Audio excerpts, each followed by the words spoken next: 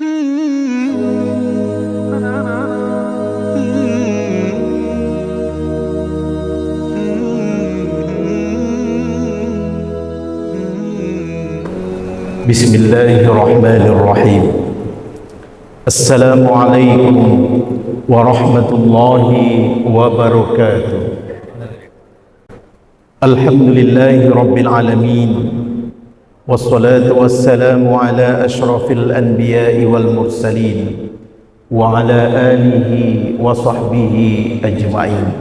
Amma ba'du. Bapak-bapak dan ibu-ibu sidang jamaah salat zuhur, para tamu Allah yang berbahagia, mengawali salat berjamaah kita, sedikit kita urai sabda Rasulullah yang juga nanti akan dilandasi oleh firman Allah Subhanahu wa taala tentang bagaimana nanti di akhirat seluruh manusia akan menyesal. Kita yang hidup ini semuanya nanti, bahkan dikala sakratul maut datang, penyesalan itu mulai mendatangi orang-orang. Tidak pandang bulu, seluruhnya, kata Nabi. Hadis ini disampaikan oleh Rasulullah, diriwayatkan oleh Imam At-Tabrani. Apa kata Nabi? Ma min ahadin, tidak seorang pun di antara kita yamutu, semuanya pasti mati. Semua kita akan mati. Orang yang mati tersebut, kata Nabi, illa nadima, orang itu pasti menyesal semuanya. Jadi seluruh kita akan mati. Di saat kematian itu datang, kita pasti dalam kondisi menyesal. Ini menarik hadisnya, Pak. Sahabat bertanya, yaqulu madamatuhu ya Rasulullah, wahai Rasulullah, apa yang disesalkan kala itu? Kok semuanya menyesal? Dan apa yang jadi buah penyesalannya? Qala, Rasulullah berkata, in kana muhsinan, kalaulah orang itu orang baik-baik seperti kita ini, insyaallah, in kana muhsinan, kalau dia berbuat baik, berstatus muhsin, orang yang baik, dia nadima, juga akan menyesal. Ya Allah, ternyata orang baik pun menyesal nanti di akhir hayatnya. Apa yang dia sesalkan? In kana muhsinan nadima alla yakunuz dada. Orang baik besok menyesal atas kebaikannya, kenapa dia tidak memperbanyak kebaikannya. Dia sudah berbuat baik, timbul penyesalan, kok tidak lebih banyak kebaikan yang dia kerjakan. Nah, ini yang disesalkan oleh orang baik-baik, Pak. Ini ada kisahnya di zaman Rasulullah. Kita lanjutkan hadisnya dahulu. Kemudian kata Rasulullah, in kana musian, kalau orang itu dalam kejahatan, orang yang bermaksiat, nadima, dia juga penuh penyesalan. Apa yang dia sesalkan? Alla yakunu naza'a. Kenapa dia tidak menghentikan perbuatan maksiatnya? Sidang jemaah zuhur, tamu Allah yang berbahagia. Ini hadis yang luar biasa, yang mengingatkan kita sebelum kematian datang. Semua kita pasti menyesal. Kalaulah kita menyesal, hendaknya kita menyesal sebagai orang baik. Jangan menyesal sebagai orang jahat. Orang baik saja menyesal, dia merasa kurang kebaikannya.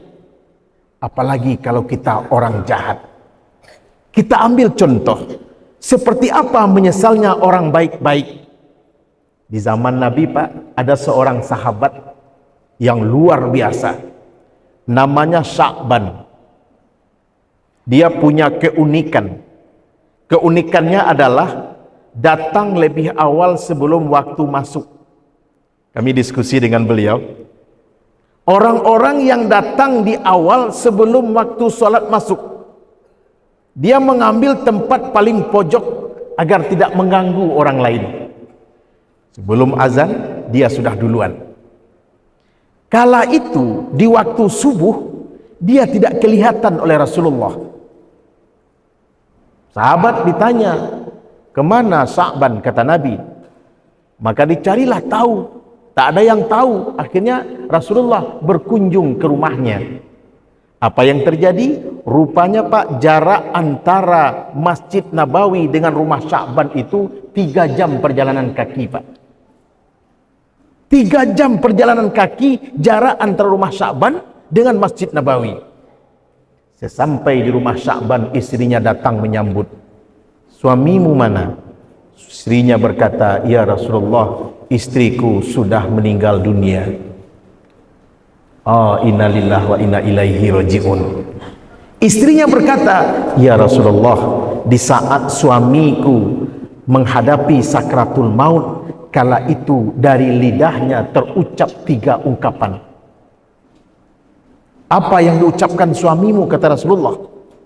Dia seolah-olah menyesal, ya Rasulullah. Ucapan pertamanya yang keluar, kenapa tidak lebih jauh? Yang kedua, kenapa tidak yang baru? Yang ketiga, kenapa tidak semuanya? Itu yang diucapkan oleh suamiku di kala sakratul mautnya datang. Sidang jamaah zuhur tamu Allah yang berbahagia, Rasulullah menangis mendengarkan pengakuan istri tadi.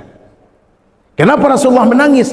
Rasulullah tahu maknanya, bahwa Sa'ban menyesal di saat sakratul mautnya.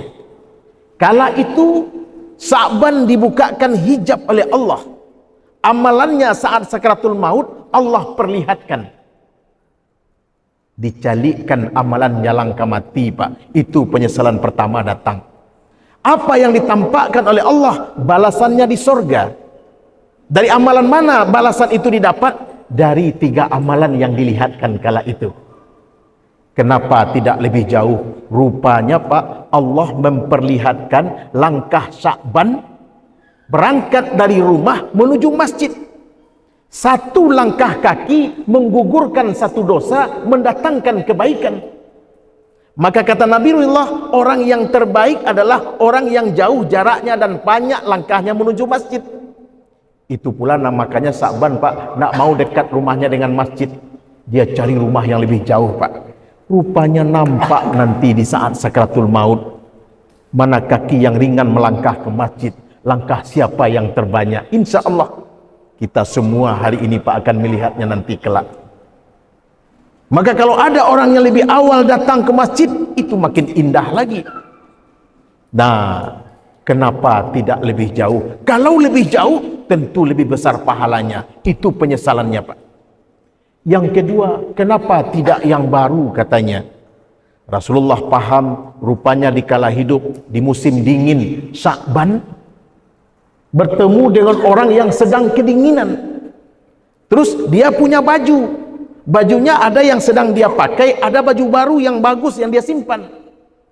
Karena dia ingin menolong orang kedinginan, dia buka baju yang sedang dia pakai, dia kasih ke saudaranya yang sedang kedinginan. Rupanya itu Allah perlihatkan Pak, besar pahalanya. Dan dia terpikir, kalau yang baru yang aku berikan tentu lebih besar lagi fadilahnya. Menyesal dia Pak. Yang terakhir, kenapa tidak semuanya? Rupanya di musim paceklik orang susah makan Pak. Datanglah orang kelaparan kepada Sa'ban, dia punya roti, dia punya susu, dia bagi 2 Pak. Separuh untuk orang itu dia bantu, separuh buat dia. Rupanya amal baik itu muncul saat sakratul mautnya. Menyesallah dia, kenapa tidak semuanya dia kasih kepada orang kelaparan tadi. Inilah penyesalan orang-orang baik Pak.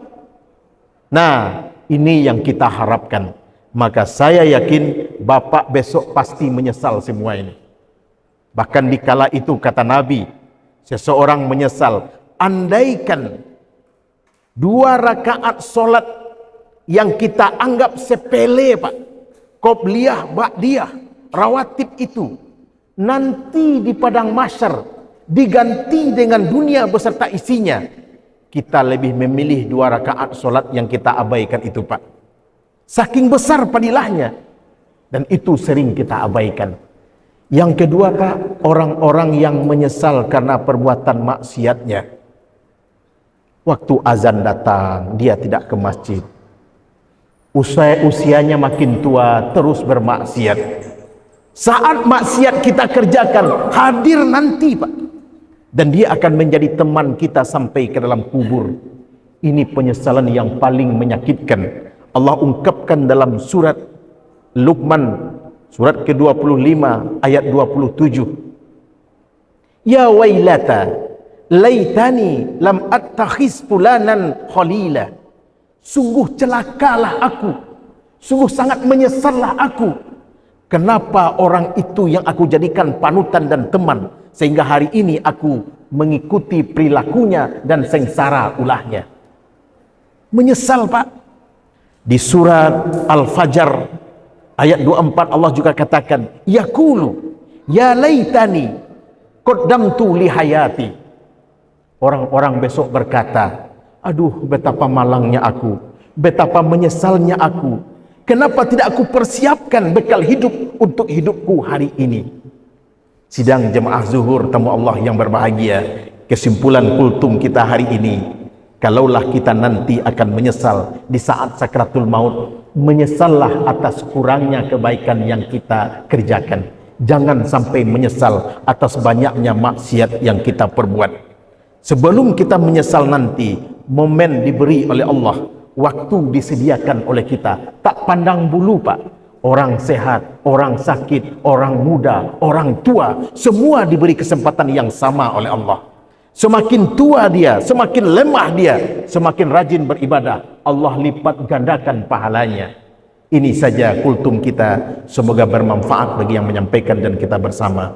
Assalamualaikum warahmatullahi wabarakatuh.